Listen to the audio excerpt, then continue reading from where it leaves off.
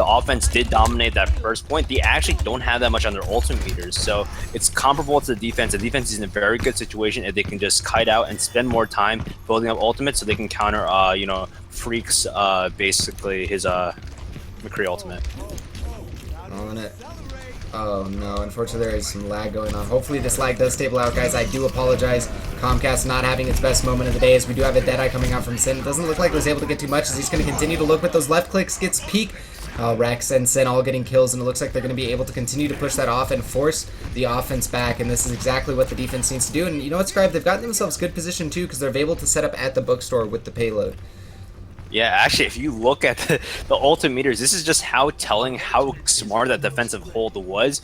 Right now, we have two people basically about to hit ultimate, and offense, we have currently almost no one with their ultimates up. So that's actually extremely smart, and that actually might be enough to help them out. Obviously, Peak way out of position. I think it's such a really smart offense check that flank, but now they can just engage and knowing that they have the DPS advantage. And then maybe this Transcendence could change things, but do they even want to use the Transcendence to take a fight 5v6? But it looks like they are just going to go ahead and back off. They have the space to work with, and that is a critical thing to note here in the game of Overwatch is the defense. You have that ability to trade map space for positioning, and then you can go ahead and fight back from there. But a Graviton Surge is going to be countered out by that Transcendence. We also have the Deadeye coming out from Zen. Is he going to get any kills? It doesn't look like any are yet going to be lined up, but Freaka, you know what? He's got his lined up. He's got himself a double kill. Flashbang's going to go on to Arc. Or onto the Zenyatta of D's, but it doesn't look like it is going to end up getting the kills, and that will be a cap of the point. So far, the offense has been moving pretty quickly, and Peak, you know what? When it doesn't work, go to me. Yeah, honestly, it looked like Flares just didn't feel super comfortable because Peak straight up Death Blossomed right into McCree ultimate, and he knows that McCree is channeling there, and I'm surprised. Or, for example, maybe the team just didn't call it out, and maybe that's why, but I don't know why he did that. That was just so much a better decision just to hold it down. Yeah, sure, I think he's more comfortable on Mei on this map, but still, at the same time, I don't think that's enough. And he gets caught out in the middle. If Peak can't contain the damage or can't get out of the way right now, I think he's dead, and this might be a waste. Graviton searching on all of them. They do have the sound barrier to go ahead and cancel out the damage, but there is a huge group up there. And it doesn't look like the defense was able to capitalize on it, so that's a little bit unfortunate. And the Death Blossom going out. Looks like GOG is going to get a fair bit of damage with that. But I don't know if they're quite going to be able to get this fight. Deeds does take out Arc, and now Peak going down. It looks like the offense might have gotten the beginning that they need to go ahead and finish this off, as there's going to be not only one, but two, make it 3 total for GOG, and he's going to continue to push forward with the Deadeye, Deeds, and everyone's lighting in at this point, but mainly it's been GOG, that's for sure. The Diva will get onto the point, so the mech is going to be able to stall it out, but it looks like she should go down, and Zarya as well. But Peak is going to be able to get on the point with the Blizzard and the block, so that will stall it out for that much longer, and who knows how long this could go for. They need to get Peak down immediately, and it looks like Peak, where is he at? Super low HP, ends up getting a health pack, will end up using the ice wall, but does go down, and that should be the payload getting converted. I say that, and then Arc still gets on it. So great stall coming out of the side of Flare so far, but at the end of the day, they only stall it, and 4 minutes and 5 seconds will be the time on the clock. Yeah, honestly, that just seems like a symptom of a lot of teams right now, is that they don't value that third point hold as much as other teams, and they just don't set up for it. It just looked like they allowed them to get around the first bend in the road very easily with very little aggression, and I don't know, like Peak just got caught out. I think what Peak was trying to do was corner off GOG and force him and maybe get a pick to make it like a 5v6.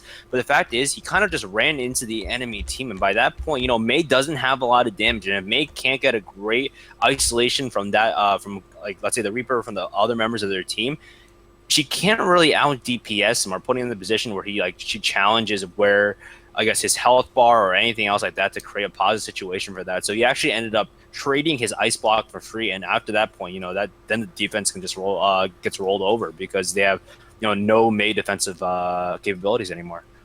Yeah, no, I can definitely get on board with that. That minute stall, though, might be the difference between them winning and losing here, guys. I do want to go ahead and say we do have quite a few of you joining in. If there is any stream hiccups, I apologize. For some reason, my ISP seems to be giving me fits, even though yesterday there was no issues at all, and up until this point on the cast, there's been no issues at all. Just random spike, and then from there I've had a spike or two. So if it does go down, I will be bringing it up immediately. And worst case scenario is all the VODs are available down below on my YouTube, so you guys can go ahead and catch all the action. If it ends up getting a little bit chopped up, the VODs should be as clean as possible. But Peak going to be going for the offensive Mei, so I don't know how I feel about this in the situation they're in.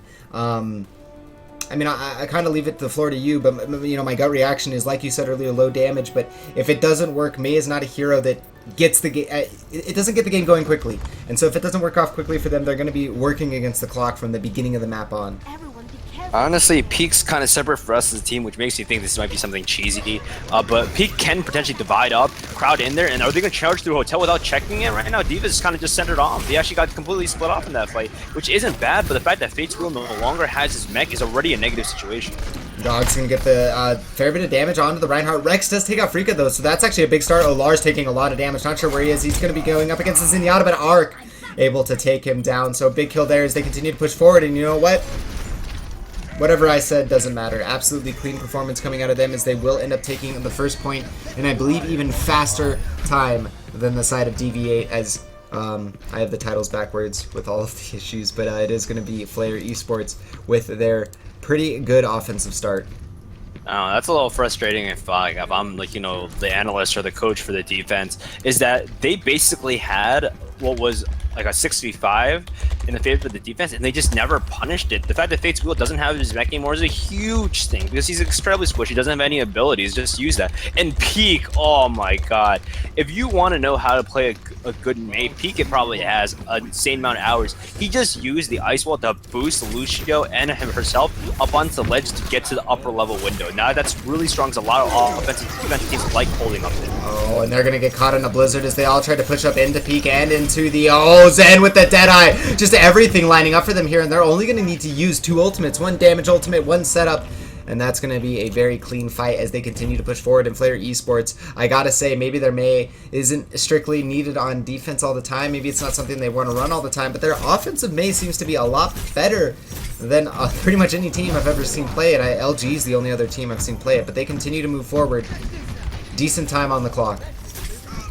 Yeah, and I honestly feel that their offensive main might just be working because Peak is able to aggressively use those walls. I think using those walls defensively might be actually a little harder. Now, I don't even know if that is true, but the timing of that is just so much harder, whereas in offense, you have the prerogative, you're able to do that. That self-destruct, I thought, might have been a big play, but Rex goes ahead and tries to line up the Earthshatter to help it out. Fates is going to take out Alara, and there's going to be a Graviton Surge, but that's canceled out, and what a great Ice Wall. Once again, going to be canceling out all of that damage. There's a Death Blossom over the top, but there's a Transcendence to cancel it out, and so far, the offense of Flare.Esports continues to move in unabated, well, they don't really have anything slowing them down or stopping them. It just feels like Dv8, they've kind of lost their number here. They do have the ultimates to work with, though, so if they can get back out with this Earthshatter and Sound Barrier, they could have an opportunity.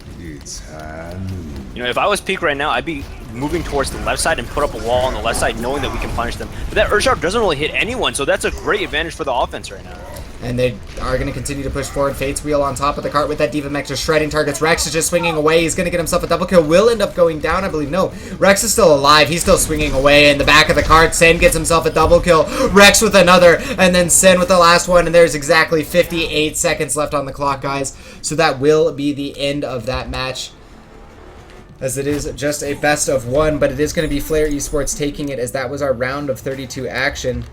Of course, when all of the production needs to change is, of course, when we deal with all of the Comcast hiccups. But that is going to be that round of 38, guys, and we should be getting into another match here in just a moment. But that's just good. It feels weird. I mean, I kind of feel like if Flare.Esports is going to go for it on the offense, it's very predictable, considering they just played a last map.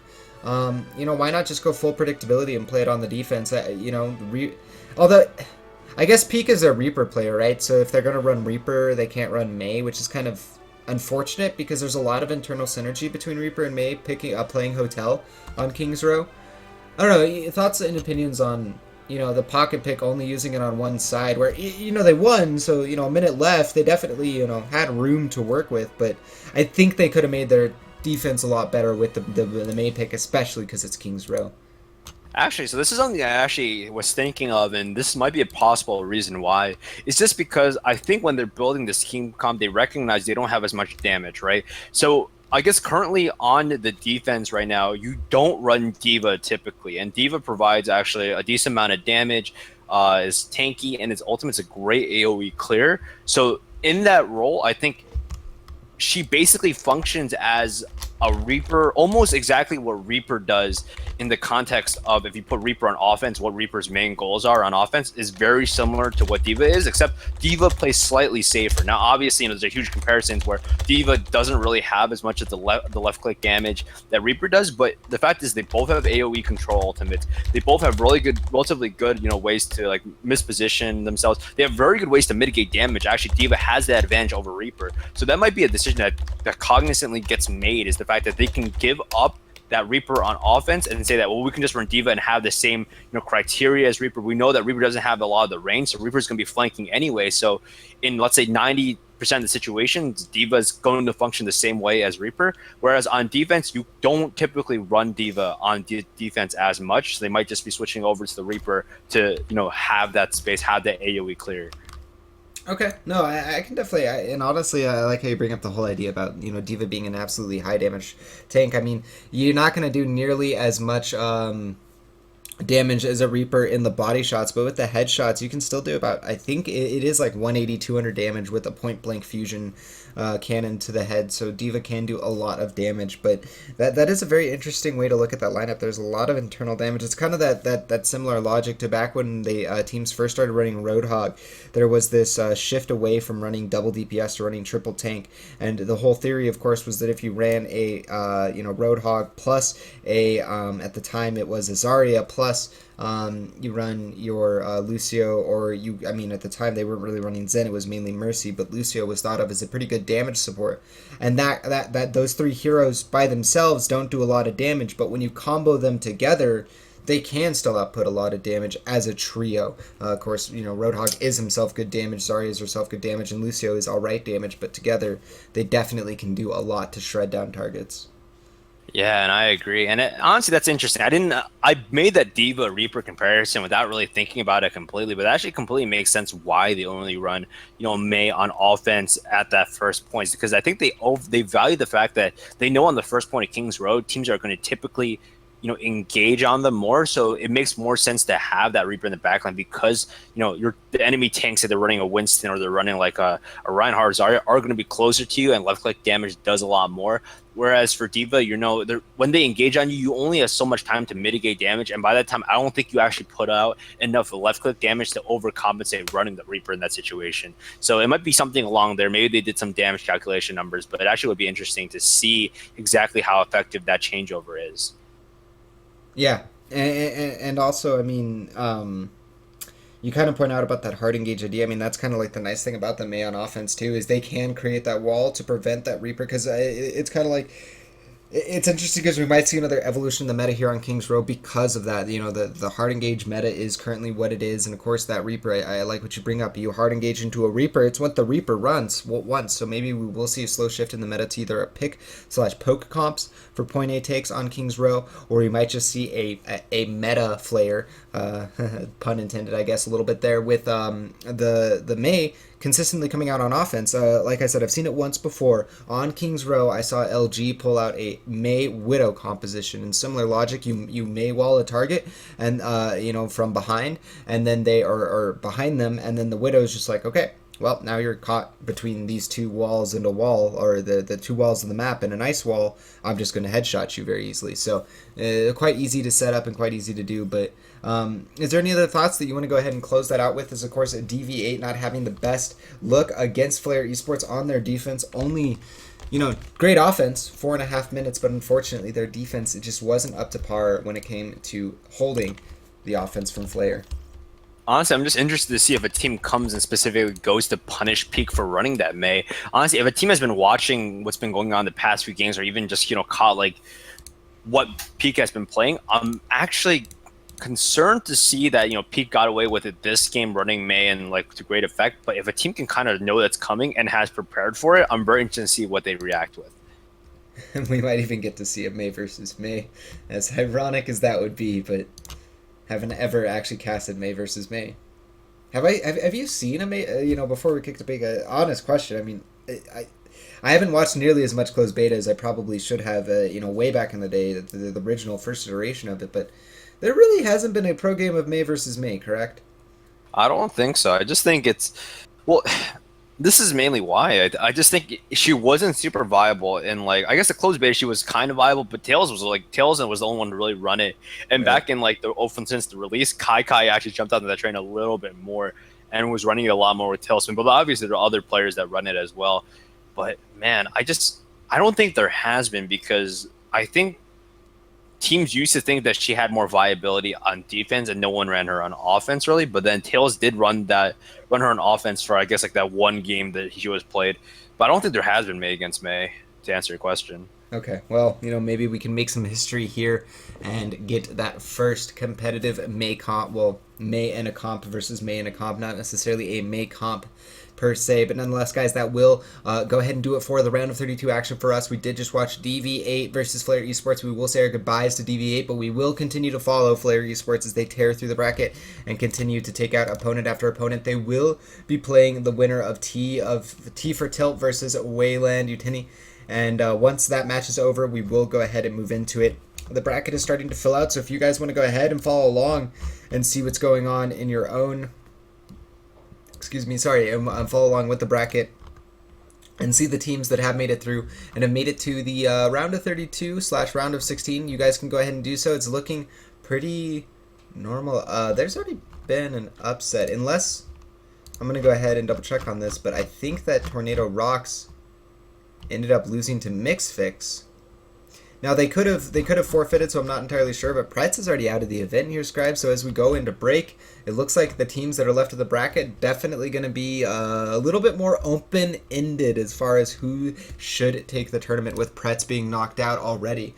And definitely you guys can follow along with !bracket to check it out yourselves to see if there's anything that surprised you, see if there's any teams that you guys are cheering for or anyone behind that. And of course, as it was just typed in, standings will bring you guys to the overall Go4 page, because of course this is a series tournament. You guys can sign up every single week, every single Sunday, same time, same place. ESL Go4 EU Overwatch Cup will be going on. You guys can sign up €150 to the winning team, and if you guys go ahead and get enough points over the month, you get placed into what is the monthly cup, which is a €900 tournament, €600 to first place, 300 to second, with these being 150 to winner only. So definitely making it to that monthly makes a big difference. But Flare.Esports versus To Be Cited, that's coming up next. Is there any last thoughts that you want to say after sorry, that I just got completely caught off guard by the fact that Pretz is knocked out, so a little bit in shock here. Well, not really, because I think I looked through the Mixfits lineup and it looks like to be I guess the team of them plus some other people. I'm not trying to see how many members are actually the exact same. It's click effect basically, yeah. Which is, I guess, not so much of a surprise. I honestly, it's like click effect plus Tycoon minus. Yeah, I think honestly this might be click effect plus Tycoon minus Sirth, unless Sirth changed his name. And Zuggs is no longer on the team as well. So, man, this is actually, I mean, it's interesting, but at the same time, Press has just been in a slump recently, and it's like kind of it kind of sucks considering they were such a huge presence during the Overwatch Open. The Ghost Gamers weeklies very early on in the process, but they also got picked up recently by their organization Rux, which is I guess was a pretty big Dota organization, I think, based out of Russia. So that might be why they actually got picked up. Yeah, I believe they got started in StarCraft 2, trying to get the StarCraft 2 CIS scene started, but definitely sounds about right. And unfortunately, yeah, I definitely have to agree, Pret's not looking the best right now. But turns out that, under a new title, Misfix having a little bit of a lower seed, not expecting to run into a team caliber of players such as that. So it will be Tornado Rocks going out at the bottom there in the round of 64, guys. But we continue on, like I said, with the round of 16 up next. I'll go ahead and let you guys know as soon as the quarterfinals start. It's all best of 3. So this is our last best of 1 of the day. If you guys haven't, definitely go get on social media and let people know about this. So share the stream, share the bracket, share the information, let people know these players, these teams definitely deserve more recognition for what's going on. And of course, ESL hosting this event every single week, giving Overwatch players and Overwatch teams an opportunity to compete for a modest prize, but also just good competition. That's one thing I've always liked about these events, is there's always been a good core of competition in all of the Go4 Cups so far in Overwatch. So definitely keep it going. Definitely keep it spreading the word about these so that we can get more teams in here, get more action going for you guys. But we will be right back with the round of 16. Again, to be decided versus Flare.Esports. Exclamation point bracket, exclamation point standings are your friend. And if you guys are curious about the song name, it will be at the bottom of your screen. But until then, me and Scribe will be right back to give you guys more action as soon as the game is available. If you guys need anything, or if you guys have any thoughts, suggestions, go ahead and say so in chat. We'll be in chat. We'll be keeping you guys updated and letting you know when the lobby starts to fill out and before we go into Overtalk. Again, thank you, and we'll be right back.